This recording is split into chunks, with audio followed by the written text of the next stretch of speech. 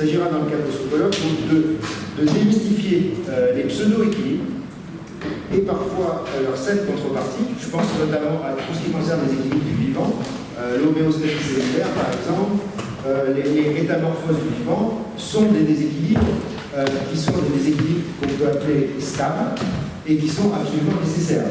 Le contraire, évidemment, l'équilibre thermodynamique, c'est la mort. Ça veut dire qu'on n'a aucun intérêt à être en équilibre. J'en ai encore parlé hier. Donc on est dans ce déséquilibre stable et ça, c'est une notion très importante et qui fait que le vivant est capable donc, de se développer et d'évoluer. Et puis tout ça, c'est connecté avec Columbia University et NYU sur plusieurs plans. J'ai réalisé Human Energy, donc, qui était aussi un moment de déséquilibre très important, puisque Human Energy a été réalisé sur la Tour Eiffel, donc j'ai voulu concevoir comme l'antenne de Long Island de Nikola Tesla. Je vous rappelle qu'il avait créé une œuvre assez emblématique qui permettait une circulation entre langue, pensée, action et objet, qui serait mal. Donc, on ne peut pas non plus habiter la porte si on habite de manière joviale quand elle est évidemment maltraitée. Donc ça sont des processus de dessin schématistique. Et donc, pour là vous voyez, donc ça c'était le Global Compact, puisque finalement, ici, on pourrait considérer des équilibres dans cette notion de mécanthropocène, donc comme non pas une phase d'épuisement, mais une phase d'augmentation de nos capacités. Le déséquilibre comme justement apport à la pluralité de nos capacités, même celles que nous ignorons aujourd'hui. On va accueillir notre prochain intervenant. Il y a une vidéo visuelle. L'être ne tient pas en ses limites, il ne reste pas égal à lui-même. Il ne résiste pas à tout ce qui n'est pas lui et qui pourrait venir l'altérer. Plus qu'un est inégal à la multitude, à la myriade, à la quantité discrète, même indénombrable par la pensée humaine. Sans doute aussi par la puissance calculatrice des machines. Plus qu'un, c'est déjà trop. D'emblée sans mesure, ou d'une mesure qui ne peut le réduire à une limite objective, un ensemble fini. Plus qu'un, pourtant, n'est pas l'infini, mais plutôt le potentiel fini de ce qui ne peut totalement se décrire, se circonscrire, se dénombrer. Le connaître, ou chercher à le connaître, c'est connaître, naître avec lui, s'individuer par la connaissance en individuant la connaissance. Il serait pourtant contradictoire d'en faire un inconnaissable ou un absolu à la manière d'une condition de toute approche, de toute tentative de dire quelque chose sur l'être, en étant par le milieu, selon le milieu, au milieu. Je suis non seulement plus qu'un, mais aussi autre qu'identité. En un mot, je suis toujours à venir, sans n'être rien, ni personne. Je, parmi nous, et donc décentré du jeu, et même décentré de l'humain tout en étant le centre actif de relations constitutives à la fois physiques, biologiques, psychiques, sociales et techniques. Décentré, pluralisé, je est au milieu en tant qu'il est indissociablement éco-techno, symbolique. Mieux encore, il faudrait parler à travers la relation à la manière d'un Cézanne devenu poète bouddhiste. Pour tous les artistes, et particulièrement aujourd'hui, où l'art est écologique et où la notion de milieu est à la mode. Pour le dire de manière lapidaire, imiter la nature, par exemple, ce n'est pas nécessairement la comprendre ni la défendre. Appeler à la défendre, ce n'est pas non plus forcément le faire.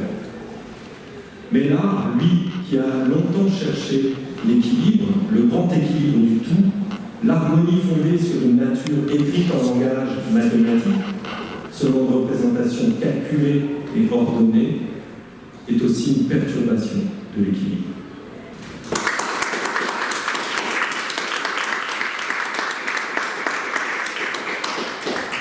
Merci beaucoup Ludovic. Je vais accueillir Dominique Besson, qui est donc docteur en physique et en sciences de l'art. Donc, après avoir été maître de conf pendant 3 ans à l'ESPCI et avoir fait donc un postdoc à l'université de Cambridge en Grande-Bretagne, elle est actuellement chercheuse à l'ENSAD et à l'université Paris-Est, l'Arme-la-Vallée.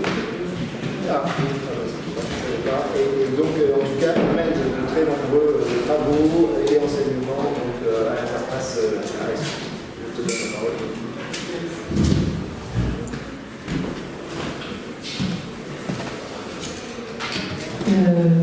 Bien, merci beaucoup à toute l'équipe organisatrice de m'avoir invité aujourd'hui sur un sujet qui me touche beaucoup.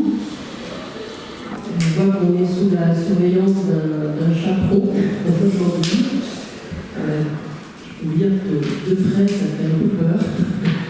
On va essayer de faire attention à ce que je dis.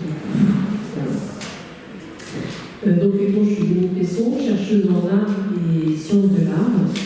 Mais j'étais auparavant chercheuse en physique, ce qui m'a donné la chance d'avoir pu changer de milieu, justement, du contexte méthodologique, comme tu dirais, et constater combien les scientifiques, et je dirais même plus précisément les physiciens, les chimistes et les biologistes, différents, et chacun de manière différente, pensent en fonction de la discipline dans laquelle ils ont toujours évolué, et selon un paradigme qui est très différent de celui des artistes, en général.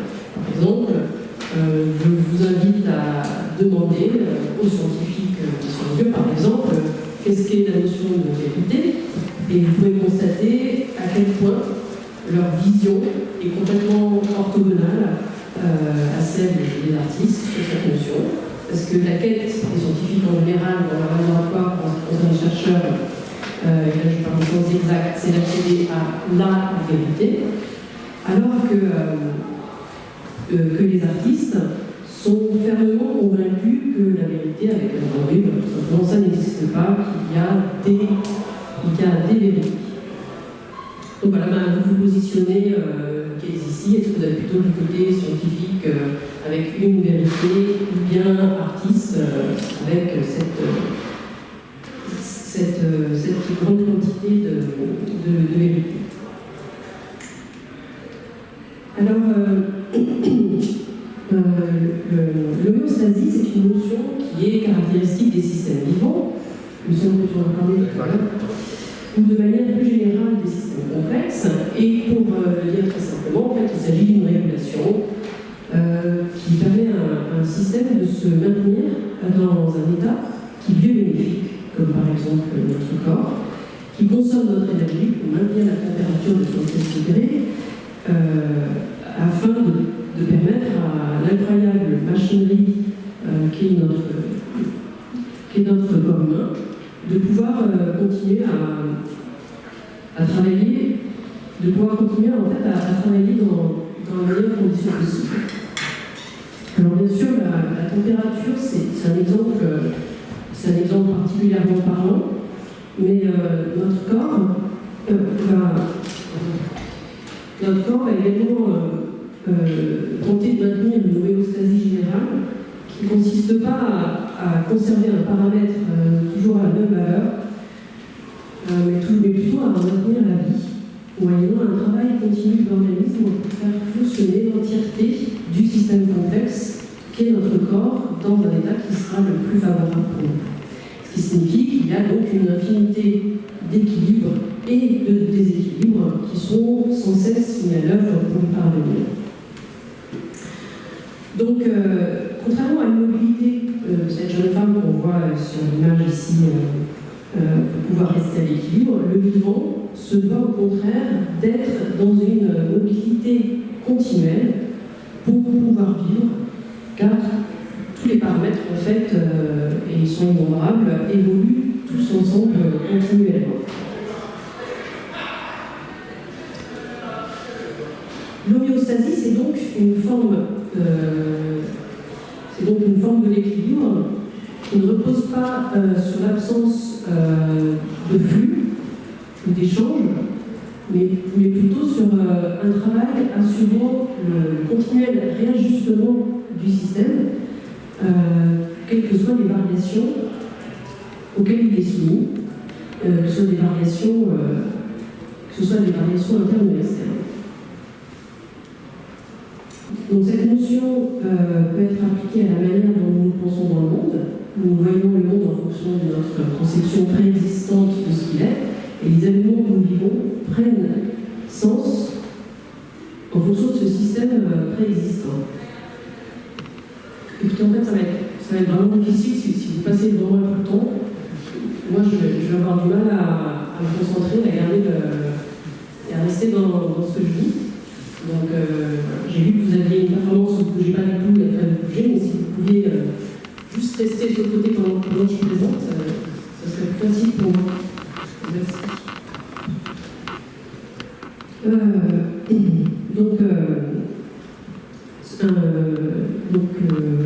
Les événements que nous vivons prennent sens en fonction du système préexistant, au prisme de notre perception préalable que nous projetons, pour pouvoir nous construire notre propre réalité à partir de nos perceptions.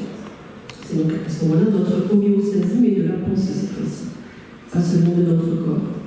Donc une notion qui est proche de celle de l'épistémé de Michel Foucault, l'épistémé d'une époque qui renvoie à la manière de penser de Michel Foucault, de parler, de se représenter le monde, qui s'étendrait très largement à toute la culture. Pendant les fortes mutations actuelles de notre monde, comme le changement climatique, ou l'évolution à vitesse grand V des technologies, nécessiterait cependant que nous changions notre manière de percevoir le monde. Il nous faut être capable de changer de paradigme pour évoluer vers une autre conception du monde, une homéostasie de la pensée qui soit différente de la précédente. Toujours pour maintenir un équilibre, mais qui soit centré sur une conception différente du monde. Mais pour changer le point d'équilibre de notre homéostasie de la pensée, il nous faut franchir une barrière d'énergie pour aller au-delà. Et donc, il faut procéder à une mise en déséquilibre de notre pensée actuelle pour retrouver ensuite... Écoutez, je ne voudrais pas m'énerver, mais en fait, là vraiment, vous m'empêchez vraiment de faire mon travail, je suis désolée, mais moi, ça me perturbe. Donc, je ne sais pas ce que vous aviez entendu avec les organisateurs, mais j'ai vraiment du mal à présenter dans ces conditions. Il y a une pause, pas longtemps, juste à la fin de ma présentation, vous pouvez bouger si vous voulez, et en attendant, si vous pouvez juste me laisser terminer. Merci.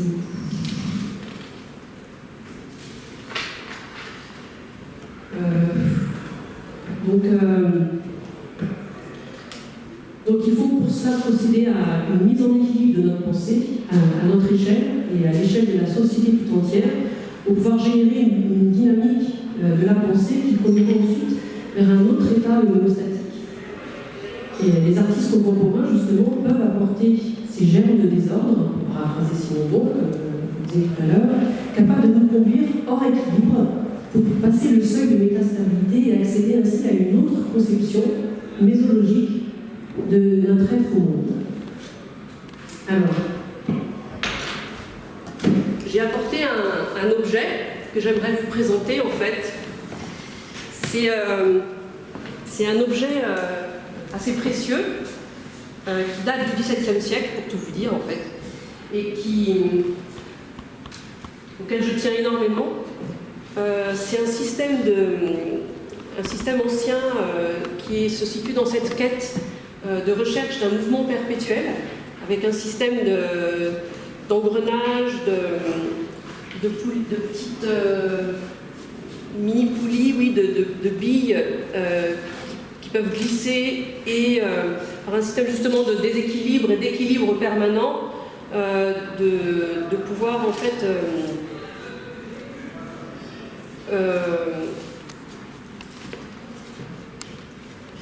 écoutez, je suis désolée, mais là vous m'empêchez de travailler, je ne vais pas pouvoir continuer comme ça. Si vous m'empêchez de faire mon travail, je vais vous dire ce que je pense de votre performance, honnêtement. Je ne sais pas ce que vous cherchez à dire, quel est votre message, mais moi je trouve que c'est complètement déplacé.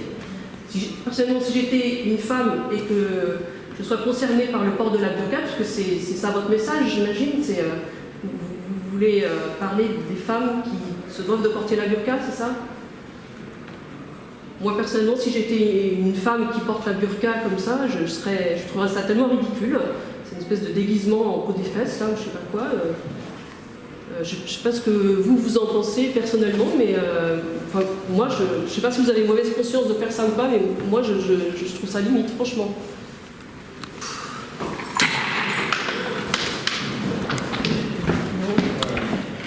Non. Non.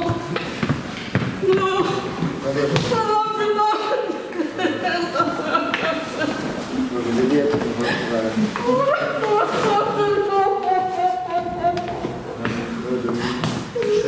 J'espère que le mécanisme n'est pas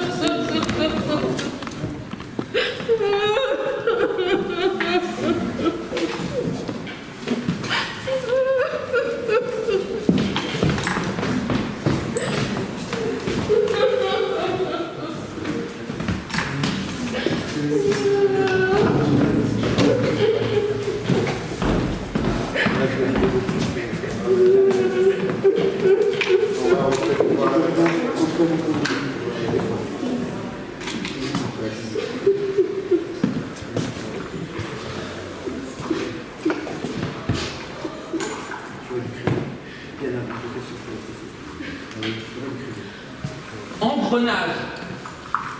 Non mais je pense qu'il faut arrêter, vous venez de détruire un truc très précieux, il faut arrêter. Faut arrêter. Faut arrêter, vous pouvez Vous. Je veux pas. Ligne. Machinerie. Des hommes. Des astres.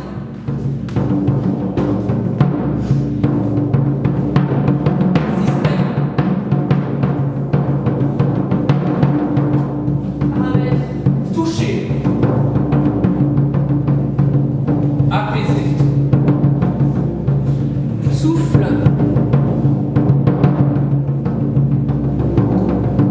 Vérité. Animité.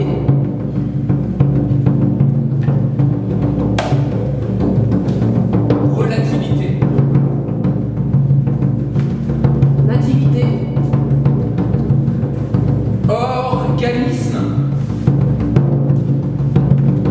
Externe. Corps. Interne. Mobile. Flux. Énergie. Puissance.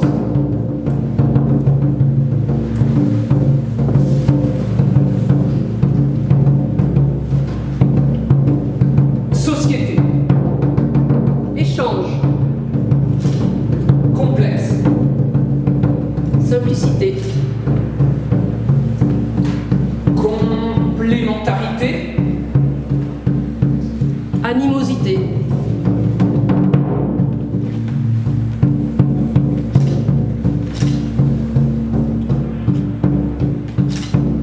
Souris. Douceur. Amitié. Régénérescence. Voler. Flux.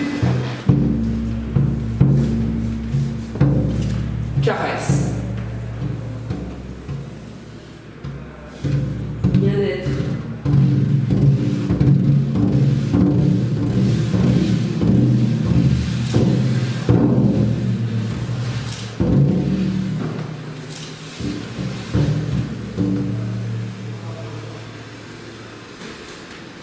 Mutation.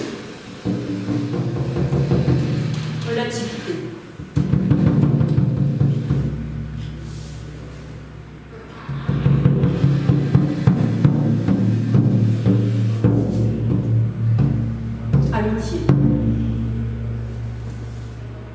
Amitié. Amour.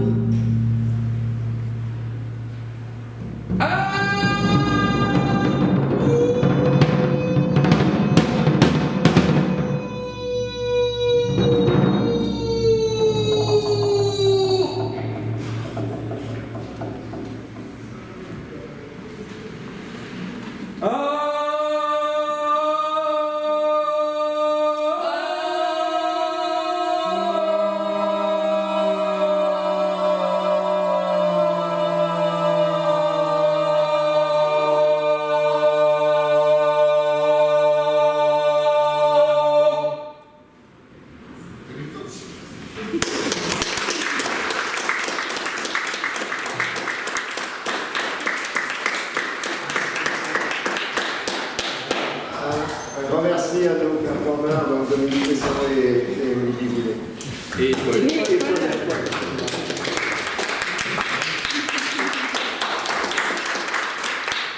Moi j'ai une question dans le public. Marc Williams, étais-tu au courant?